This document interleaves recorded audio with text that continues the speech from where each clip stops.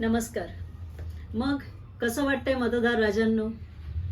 1000-2000 रुपयामध्ये आपली मतं विकून किंवा काही योजनांच्या अंतर्गत काही बहिणींना लाभ मिळाल्याच्या नंतर जेव्हा जिंकलेल्या नेत्यांकडनं हे शब्द जेव्हा ऐकायला येतात की मतदार म्हणजे तवायप्रमाणे आहे, एक नेता म्हणतो निवडून दिलं तर काय मी तुमचा नोकर झालो का? कसं वाटतंय मतदारांना हे सगळे शब्द ऐकून? वेळ गेलेली नाही, अजूनही विचार करा. आता पुन्हा इलेक्शन आलंय, तेव्हा मतदार राजा सावध राहा. आपलं हे बहुमूल्य मत आहे, जे संविधानाने राज्यघटनेने तुम्हाला अधिकार दिलेला आहे तुमच्या एका मताचा.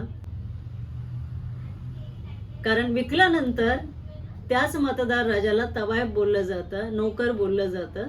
हे कितपत योग्य आहे? त्याच्यामुळे आता पालिकेच्या निवडणुका लागणार आहेत, तेव्हा मत देताना विचार करून द्या. योग्य उमेदवाराला मत द्या आणि निवडून द्या. धन्यवाद.